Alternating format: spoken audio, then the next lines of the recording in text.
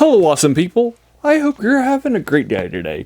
Today, we're taking a look at the fifth short story. It's called Cupboard Love. It's by W.W. Jacobs. It's in the Monkey's Paw collection. I'll try to find it for you online, both the collection that I'm reading, as well as it for free online too, since this is from the Pulp Era. He was a big name then. He published a horror short story called The Monkey's Paw that this is a collection is named after, which we've already read and reviewed, that put him on a map, and it has definitely kept him on the map in a major way. So this next one is called Cupboard Love. It's 13 pages long. It's about three people that are having a conversation at a table. To start off the short story, 13 pages long, took me about 35 or 40 minutes for me to read it last night. It's fun. I liked it. I felt that it got me early, but then it didn't end as well as I was hoping it would. And the last 4 pages were a little bit of a difficulty to read, even though I felt that I picked it up pretty fast.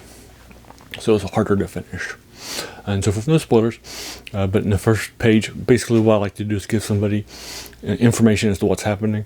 So what's happening here is that on the first page, there are three people that are talking. An older man who's a retired constable who's investigating something.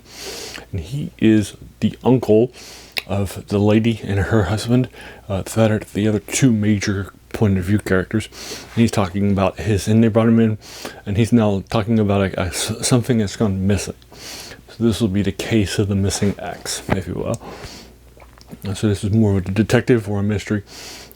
And the constable doesn't believe the traditional sort of, innocent until proven guilty. He's more of an guilty until proven innocent sort of thing. And so he says that early on, like in the second page, and we'll find that out later on. He definitely is not just saying that. Anyway, so that's the ex constable, who's also one of the three main characters. So that's what's happening, and that's the core of this. This is not a fantasy or a horror short story or a sci-fi that we would normally cover. It's more in the detective genre, but he was hugely influential in horror. And this collection isn't just horror stuff, right?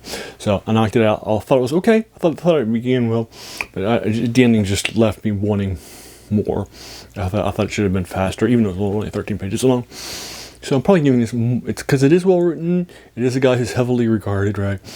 So I'm probably going to be giving this like a 7 out of 10, because I do like the way it starts in the middle very nicely. It's very fast to get you out of your seat.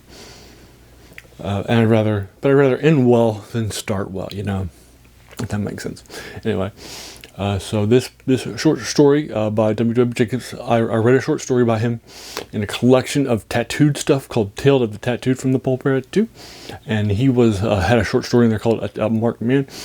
And a lot of fans of the channel and subscribers and commenters talked about W.W. Jacobs and such. And so I decided to pick him up more than just the story. So I picked up this collection. And that's the next thing that we're knocking out for you, folks. So that is so this is a chic short story I read by him, and the fifth one in this collection. So there you are. I'll go ahead and leave you to it. Have you read this? If so, what did you think about it? Let's talk about in the comments below, and if you agree or disagree with my setting, let's talk about that too. If you enjoyed this, why not hit the subscribe button, the like button, the bell icon if you're feeling frisky, and let your friends know too. As a reminder, this channel's name, The Worst Thing About New Books, is a quote by a French philosopher, Jacques Joubert, who said that the worst thing about them was that they kept us from reading the old ones, right? This is definitely older stuff. And this guy's a classic author because of the Monkey's Paw.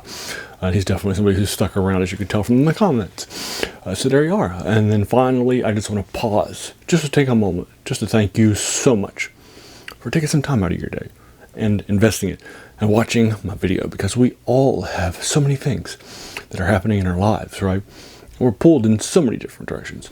So the fact that you spent this time with me, that's incredibly humbling. And I appreciate it again. Thanks, and have an amazing day.